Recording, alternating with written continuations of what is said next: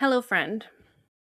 Today we're going to talk about that we don't go quiet because we have nothing to say.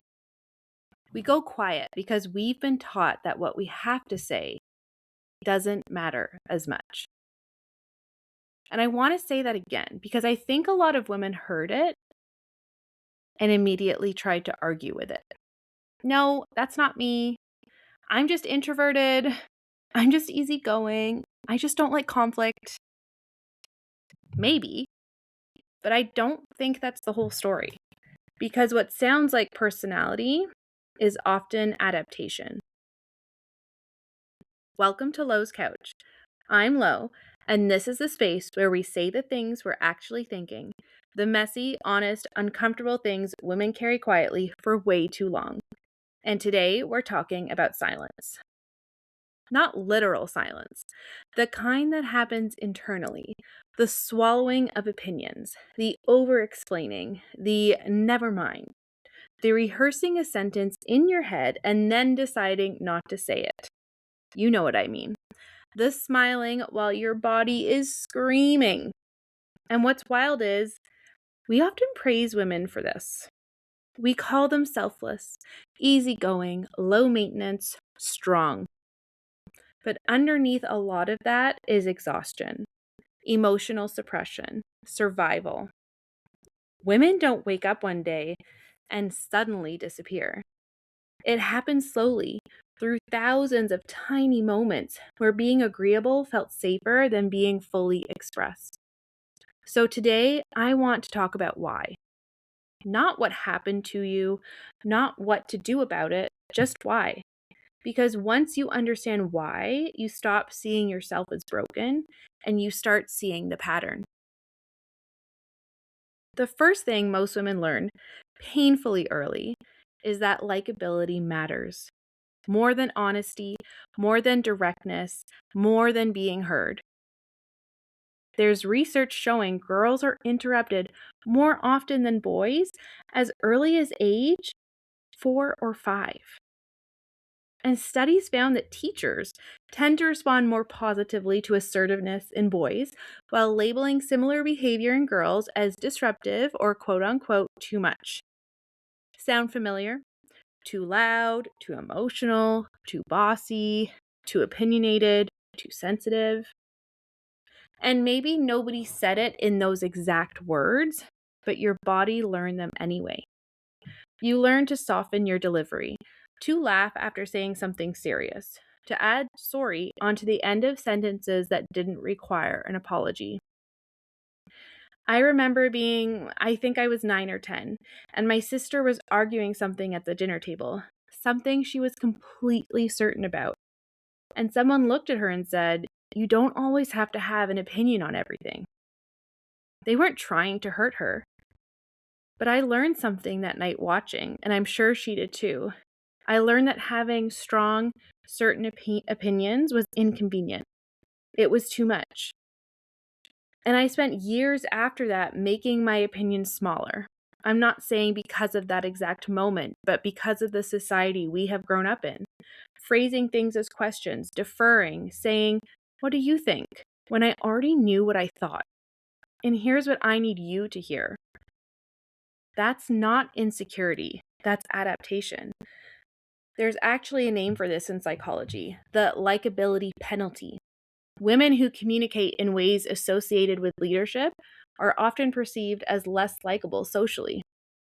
So women learn to hedge. I could be wrong, but this might sound stupid. Sorry, can I add something? I know I was always doing this in my corporate job when working with the opposite sex. Linguists have studied this for years. Women are significantly more likely to soften their language in mixed gender settings as a strategy to reduce backlash. And honestly, what looks like insecurity is often survival.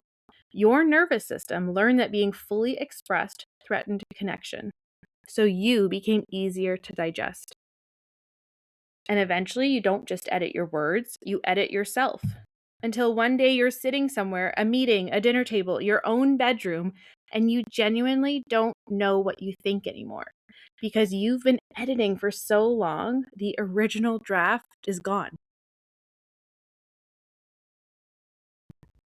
The second thing I want to touch on is caregiving. And I want to be careful here because I'm not about to tell you that loving people is what broke you. That's not what I'm saying. But I am saying this. Most women are taught very early on that love looks like erasing oneself. That being a good daughter means anticipating everyone's needs before your own. That being a good partner means making sure he, she, they are okay before you check on yourself. That being a good mom means your needs become whatever's left over. And we don't call this erasing oneself. We call it selflessness. We praise it. Oh, she never thinks of herself. Said like it's the highest compliment a woman can receive. There's a whole field of research around emotional labor, the invisible work of managing everyone else's feelings while suppressing your own. Sociologist Arlie Hochschild, and I apologize, Arlie, if I have totally butchered your last name, but the link to Arlie's work is below, described women as the emotional managers of relationships. And honestly, that's exactly what so many women become. We are managers, caretakers, buffers, peacekeepers, you name it. Meanwhile, our own needs start feeling inconvenient. I had a client once, I'll call her Maya, who told me she didn't know what she liked anymore. Not her kids, not her husband, her. What did she actually enjoy? And she laughed when she said it, like it was a ridiculous question. I've been a mom for 12 years, Lauren. I didn't laugh because 12 years of practicing not existing takes a real toll. And nobody told her it was happening because everyone kept rewarding her for disappearing. Here's what I know. Love that requires you to disappear is not love. It's performance. And you are exhausted from the performance. The woman who goes quiet in relationships, friendships, even inside her own family, she did not choose silence. She was rewarded for it until silence started to feel like virtue.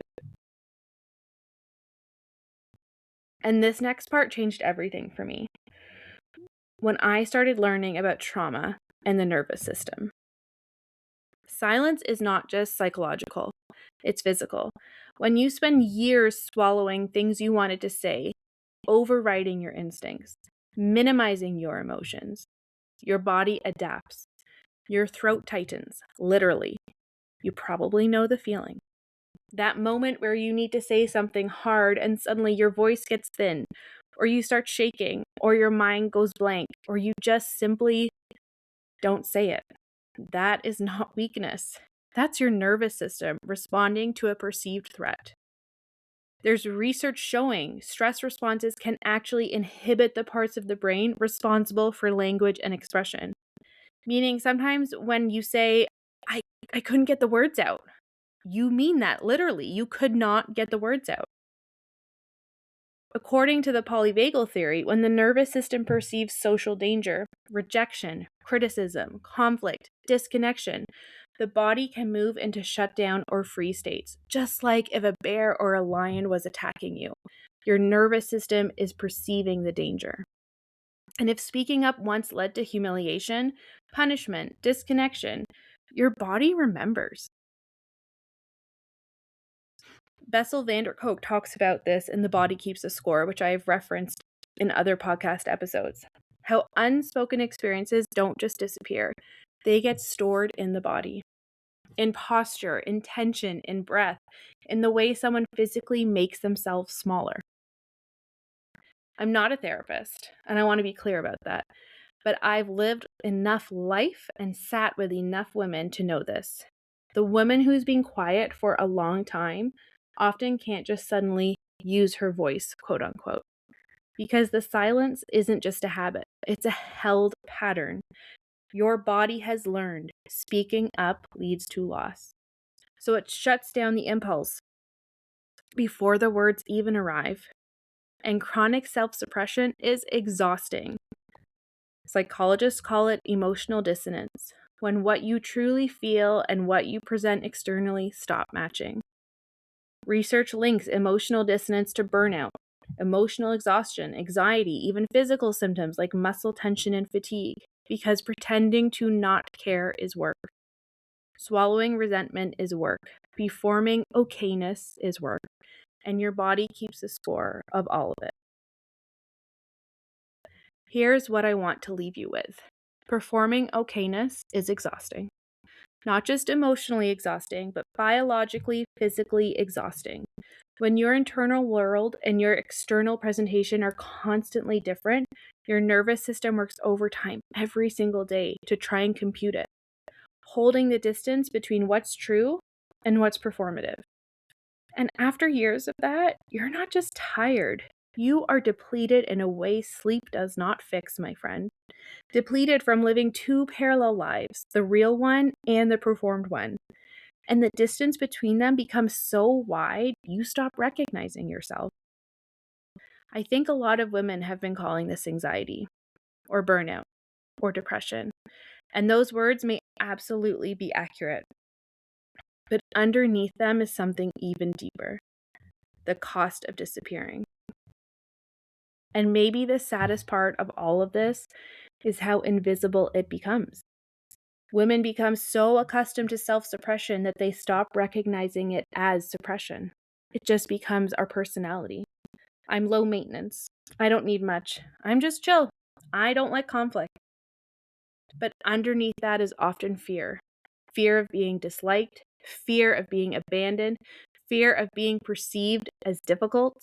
And eventually your body starts asking questions your mouth never did. Why am I exhausted all the freaking time? Why do I resent everyone? Why do I feel invisible when people love me? Because being loved while hidden still feels lonely. I want you to hear me say this clearly. You did not go quiet because you're weak. You did not go quiet because you have nothing to say. You went quiet because the world, your specific world, with its specific people and expectations and messages, gave you very clear signals about what happened when you were, quote unquote, too much. So you adapted the way humans do. You adapted to survive. But surviving and self-abandonment are not the same thing as peace. And maybe for the first time, you can stop blaming yourself for that. If this episode landed for you, if you heard yourself somewhere in this conversation, I just want you to know you're not crazy, dramatic, or too much. You're actually not enough. I want you to be more. A lot of women have learned to survive by disconnecting from themselves. And honestly, that's a lonely way to live. If you're wanting deeper support and reconnecting with yourself, your voice, and the parts of you you've been quieting for way too long, I offer one-on-one coaching and a self-paced unmuted program, or a free guide to help you start unpacking some of this work gently. Everything is linked below. And if this episode made you think of another woman who's been silently carrying too much, send it to her. I'll see you back here on Lo's couch. Thanks for sitting with me.